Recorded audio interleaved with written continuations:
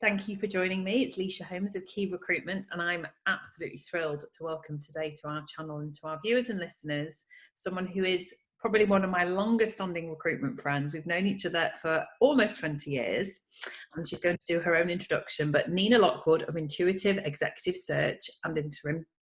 Would you like to say hello to our audience, Nina? Hello. Hello, Leisha's audience, and hello to Leisha. It's an absolute joy to be with you. We can't possibly have known each other that long because we're only in our early 20s. We are. So that would be we met in preschool. It is a very long time. Yeah, it's a very long time, and always a pleasure. It's always a pleasure. It's 2003, if memory serves me right, when I came to see you for the first time. And I've been asking you possibly since then to come on the podcast, and you finally agreed. And it's just a joy to see you today. So for all of those watching and listening, we'll obviously share Nina's contact details and you'll see how long we've known each other for. So I wanted to bring you on today because one of the things that has always stood out about you, apart from the fact that we, share a very similar mindset, we're both very supportive of, of very similar values and principles, is the fact that you are, to me, the ultimate niche expert. And you obviously set up your business in a sector that I don't think you had much sort of provenance in. So I want our audience to hear this story. So over to you. Talk us through that journey and how you became this sector specialist. Okay. So in terms of the business and who I am, so I'm the founder and director, as you've said, Intuitive Interim and Executive Search. So a bit of a mouthful. So we refer to ourselves as Intuitive. We're a boutique agency and we specialise in the UK transport sector, but primarily rail. And you're absolutely right, Leisha. When I entered into this market, which is just over 8 years ago, I knew nothing and I knew nobody. So I had been on a train and my great-granddad was the station master at Birkenhead. So I had two very tenuous links there, but I honestly didn't know anything. But what I did know, having at that stage been in recruitment for, I guess, around about 15, 16 years, which I fell into, by the way. It wasn't, I'd kind of had a corporate career before that in financial services, and then a consultancy career covering various different industry sectors. When I set up my own recruitment business 8 years ago, I wanted to focus on a brand new sector. And I did some research and you know me well enough to know I am not an analyst in any way, shape or form. So it was very intuitive research. It was kind of, what does this feel like? And I came to the conclusion that the rail industry in the UK was on the cusp of some quite exciting change. And I think it's fair to say, and I will share this with my rail clients and my contacts in the industry, as well as widely with your audience. I think it's fair if we were to put all of the people in the rail industry in a room, certainly 8 to 10 years ago, and say, everyone here who joined the industry to serve a customer, please put your hand up. I don't think we'd have generated much of a Mexican wave, Leisha. Right. I think that people joined the industry because they wanted to work with trains, because they genuinely like trains, which I have come to like too, confession, that right there. They were engineers. Mm-hmm. They like working with heavy engineering. And for a lot of them, actually, because their dad and his dad's dad all worked on the railway. So it was a very traditional sector, where people just follow in each other's footsteps. My take on that is that I think over so many years now, certainly the last 20, 30 years, the British economy has started to realise that the impact of service is huge. We've learned a lot from our colleagues in America in terms of service, the service culture over there. And I really felt quite strongly that there needed to be that change and transformation in the rail industry. Where you need that level of change, you need new leadership. And therefore, that's where people like you and me come in, because we need new people and we need different skill sets, different knowledge, different experience. Definitely. And so that was 8 years ago. You rightly say you're not an analyst, but you are a very intuitive person, dare I say it, tactile. You get to know people. You are the ultimate networker as well. So how have you immersed yourself? Obviously, we're now 8 years in. How has that gone for you? That's a really interesting choice of words, Leisha, because that is feedback that I've had from clients and candidates and connections in the industry so often, is that they will say to me, you really immerse yourself in the sector. In fact, our friend in common, Dee Dee Doak from Recruiter magazine, I had the absolute privilege of being shortlisted for an award in the Recruiter Awards last year. And I went down to London to meet with Dee Dee in a panel in order to be interviewed for my award nomination. And Dee Dee said to me afterwards, she said, I've never met anyone who is as immersed in their client sector as you. She said, because if I said to you, which industry sector do you work in, you would say rail, you wouldn't say recruitment. And that's absolutely true. And it's not something that had ever occurred to me before. So yes, I am completely immersed in my sector. This means, amongst other things, this means that when I go to the hairdresser and all of the other ladies in the salon are reading Vogue and Red and Bazaar, I'm sat there with my Modern Railways magazine. So part of it is looking for every opportunity that I could find to really understand the industry sector. What does it do? What's the history of it? What are the current challenges and issues? So I've done that by speaking to people. That first 12 months was drinking lots of coffee, wearing out lots of shoe leather, literally just talking to people to understand their view of the industry, what its little quirks are, which there are many of them. It's quite a complex industry in terms of who does what and who pays for what and who gets the fares and all the rest of it. It's quite complicated. So I spent 12 months on a kind of mini MBA course, if you like, just talking to people, asking lots of questions, and then obviously listening quite intently to what their responses are. That grew my network, and that's been the other key thing. So LinkedIn obviously is amazing for that. So connecting with people on LinkedIn and following up that connection request with a let's have a proper introduction. And I think the rail industry is quite interesting in this respect, because my conversion rate of asking for a proper introduction, i.e. let's have a meeting, let's not just be connected, my conversion rate's 50%.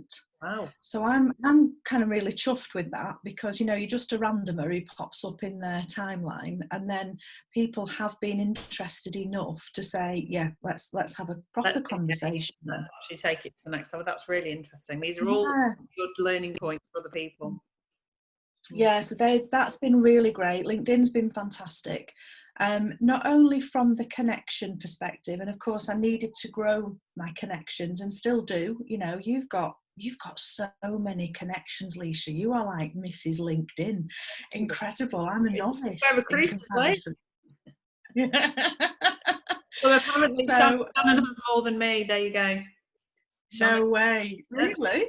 Yeah, she's got about 2,000 more than me, so there you go. Wow, blimey. Well, I need some lessons off you ladies. But for me, the other really useful part of LinkedIn as a tool is it's where I get a lot of my information. So practical information where people are sharing articles, sharing newsletters, that's giving us actual factual information about what's going on. But the other aspect to it that's really key for me is reading other people's comments around those. So finding out what the mood music is, what are people thinking, how are they responding, and what do they think of that piece of news, right, so that's going to happen next. What's the reaction, what's the response from the network to that? So I've learned a huge amount by being connected with people in the industry who are really experts at what they do, and they give an opinion, they share an opinion. That's helped me to learn. Yeah, so I think that LinkedIn has been great. Part of the networking piece, identify the key people in the industry and introduce yourself and ask for a conversation. I do think the rail industry is quite different to any other sector I've ever worked in, because people have welcomed me with open arms. I think I was a bit of a novelty to start with. You know, I think in the first instance that there was a curiosity factor, kind of, right, who is this woman that's pitched up that nobody knows who she is? So yes, let's have a conversation. And obviously I use that to my full advantage. But ask the question. People, in my experience, people want to share their knowledge. They want to share their experience. So identifying the key people, asking for help in understanding the sector was really important for me. Using LinkedIn, as I've said, read the journals. So there are a lot of them out there. Each industry sector has them. Read them, subscribe to them, make sure that you are commenting on the stuff that's contained in them. So one of my best networking tools was a tweet that I did in the early days. I literally tweeted about a comment that the editor had made in Rail magazine, and then he engaged in a conversation. We then met up, and ultimately that relationship resulted in me becoming a judge for the National Rail Awards. So, you know, 4 years later, but you nurture the relationship, you get to know each other. It's part of my learning process as well, which was brilliant. Very on a similar theme, attend the webinars, the seminars, the conferences. This is so much easier now because you can do it online. You don't need to pay the train fare to go down to London to then attend a conference. We're obviously missing out on a huge amount of networking there, but you can still attend webinars and soak up the information, listen to the key people speaking, connect with the key people who are speaking as well with your comments on what they've talked about. So another way of using LinkedIn. And I think the other one for me is I've tried to involve myself in activities that are not necessarily all about recruitment or the service that I offer to a client organisation.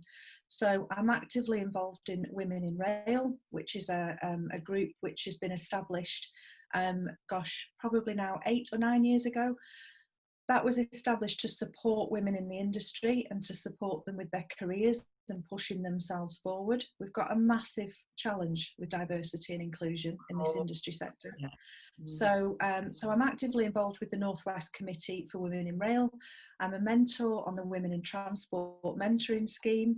And I'm doing a lip syncing video for the Rail Aid fundraiser. So I'm going to be singing Sister Sledge, We Are Family in my kitchen in order to raise money for all of the children that are kind of, there are a lot of children who are found on railway stations and need looking after and pointing in the right direction. So I get involved with stuff that's important to the sector that fits with my personal values as well.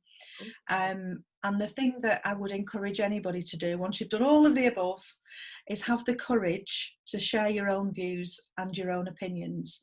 And that it does take courage because you're talking out amongst people who really know what they're on about, but making a contribution to the conversation, I think, is really key. Doing so, all the things that you've talked about up until that point, it's all about building credibility and the gravitas that you will then have, and people will see you as an insightful, valuable part of that network. You're not just the recruiter, you are someone that they will come to for that information. So I think it's knowing when to start having that opinion and to sharing it, because you'll know that from the feedback that you're getting.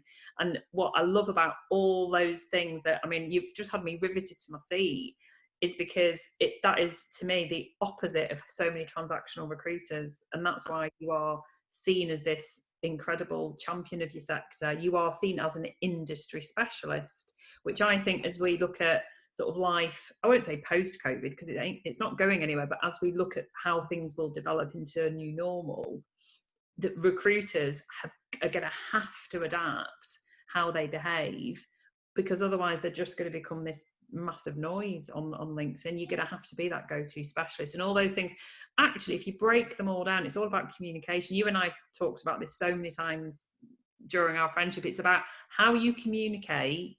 And it's about, you know, everything that you've said is about your brand name. It's being intuitive, and it's without having those conversations and communicating with your customers, whoever that might be, you can't know and you can't add that value. So it's all those things there. I mean, we'll definitely put them in a bullet point. And can you share a link as well for that? What did you call it? Rail Aid. Gosh, I mean, that's just a different world, isn't it? That's a thing. So I want to see that, because I can't believe that you have seriously put yourself out your comfort zone this year, haven't you? Is that on I really TikTok? have. Is that on TikTok? No, I don't know. I haven't recorded it yet. It's got to be done by Thursday. So, of course, I'm going to do it right at the last minute, Leisha. You know me well enough to know I work on a just-in-time principle. Yeah. There are a number of senior people from the industry, so I'm in very, very good company. We're all going to record and lip sync to the song, and then I believe some clever whiz is going to edit all of those. So we'll put it all together. So it'll be lots of us all singing, but doing it in the comfort of our own homes. We will make sure. Yeah, we will make sure we share that. And you know, the leadership and the mentoring side. I mean, that again, it's all these additional things that for people listening and watching. If you're sat there as a tech specialist, or you're in financial services, or you're in HR, or you're in legal, actually forget the rail element. This is about you becoming that industry specialist, going above and beyond, giving something back, all the things that you're talking about. If you were just to take them on in their own entity, it wouldn't work. But all those things combined have built up your reputation, and the fact that you are now seen as an industry leader and not just a recruitment provider. So it's all really, really useful. So thank you so much for joining us today. You've been a wonderful guest, and I love we are intuitive train behind you. Does it actually move? Is it just an ornament? No, it's just an ornament, darling. It's a heritage rail sign. So, and we've got some sign like pictures up on the wall behind me as well. And there's one there which I particularly love, which talks about it's a sign that came from the London, Brighton and South Coast Railway, and it's the sign for the prevention of consumption. Which tells us all that we really shouldn't be spitting on the railway. So it's just warning us off. So a sign of the times, really. Most definitely. There you go. Much harder to spit when you've got a face mask on. I want to thank you from the bottom of my heart that you've joined us. Thank you so much. And we'll obviously make sure all your contact information is on the channels so that people can watch and listen and start following you and sort of learning from an expert. But I'm personally delighted that you joined me today. So thank you so much, Nina. It's been a pleasure. Yeah, absolutely. My pleasure too, Leisha. Thanks for the invitation. You're welcome.